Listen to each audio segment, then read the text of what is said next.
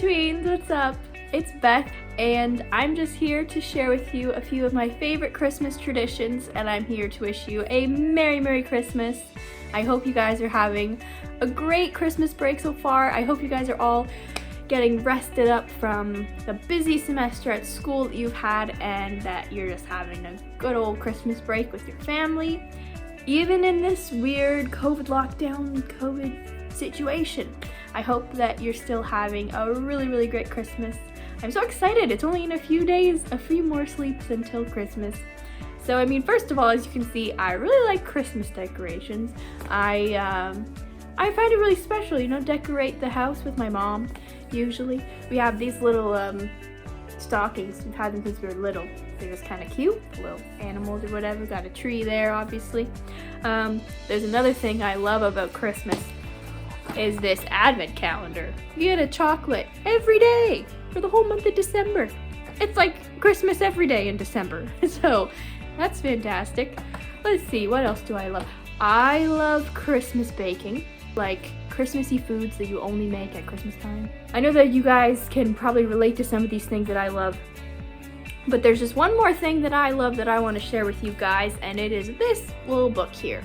It's called Listen Said the Donkey, and it's about the tales of the first Christmas. I read this book every year on Christmas Eve, and I usually sit here in the living room and I read it, and I just ponder about the Christmas story, right? And so in this story, it's fictional in a way because these animals talk, which is not possible, but you got this camel over here and a cat and a donkey and a lamb and a dog, and they're all sharing their perspective on how they ended up in the stable where Jesus was born. And they talk all about how they just love Jesus, the little baby, and how they're just so happy that he's born, and that Mary and Joseph are going to raise him, and he's going to be a very important man one day. They know that he is going to be like a king. And so I really like to read this before I go to sleep on Christmas Eve because it helps me center myself on what Christmas is really about, right? I so love Christmas decorating, and as you know, I love these Christmas chocolates and Christmas movies. I forgot to mention that one before. I love Christmas movies. But the thing is, without all of these things, the thing that remains the same at Christmas is still Jesus, right? Sometimes we get a little bit too distracted by, you know, maybe the gifts that you're gonna get, or you know, the decorating, or the food, or all of these things, the Christmas movies, and we forget to really focus on Jesus on Christmas. The thing about Christmas is that it's not all about the stuff, right? There is the aspect of giving to others instead of receiving, and I really love that too. I have gotten some great presents for my family and friends this year. I'm very excited for them to receive them. So even though, you know, giving gifts is better than receiving gifts, the gift that is the most important of all the gifts is the gift that God gave to us, which was his son Jesus. And that is what this story tells us about in the Bible. That's what the Bible tells us about too. This was upside down, I'm sorry. You can find the story of Jesus in any of the Gospels. And, well, actually, I think his birth story is more in Luke, but the rest of the story about him is in all the Gospels. Isn't it a little funny that on Christmas we receive presents when it's actually Jesus' birthday? I mean, imagine going to a birthday party that is your birthday party, and all the friends there get presents, and you don't get presents. What is that about, right? But it's not about presents. It's about honoring Jesus on Christmas, because he is truly the reason for the season. Am I right? That's a bit cheesy. Jesus is the reason for the season. It's a bit of a cheesy line. Not gonna lie to you, but it is true. It really is true. So this Christmas, I just want to encourage you to take some time on Christmas, maybe on Christmas Eve, maybe with your friends, maybe with your parents, maybe with your siblings, to just pray to Jesus.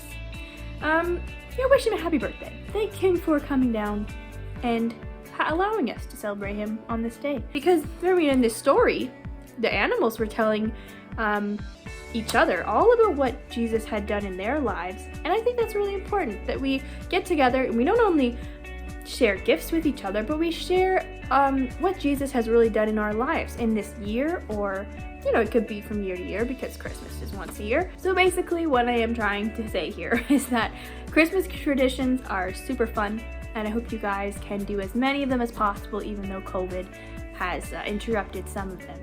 But I also hope that you guys incorporate some new traditions, if you haven't already, of just like praying or just reading the Christmas story together on Christmas or Christmas Eve, to try to like refocus on what really matters about Christmas. And it's not about the presents or the decorations or the amazing food or the fun movies. It really is about Jesus coming down to earth to be born in a humble way and die a humble death, and then resurrect and but be realized as the king he really, really is. So that's just my little challenge for you all, tweens, to try to center your Christmas around Jesus instead of just adding Jesus into the mix of what's already going on. Sometimes we need to pause our busy Christmas schedules and be like, okay, God, what do you want me to do this Christmas? Because obviously this is your birthday. We should be trying to give gifts of acts of service to the Lord on your birthday. So there you go, tweens. This is just my little Christmassy video for you all. I hope that you enjoyed looking at my festive background, and I hope that you enjoyed this little sneak peek of this book. I don't know if you want to look it up, but there you can see the title and the authors. So tweens, I hope you have an amazing Christmas. I pray that it will be a time that you can have a really great time with your family, and I hope that you can take up this challenge of trying to include Jesus more into the center of your Christmas instead of having him on the side, because sometimes we do that. We get distracted by all of the fun things that Christmas is about. But I just hope that you guys can have a really great Christmas and a very happy New Year. So goodbye for now.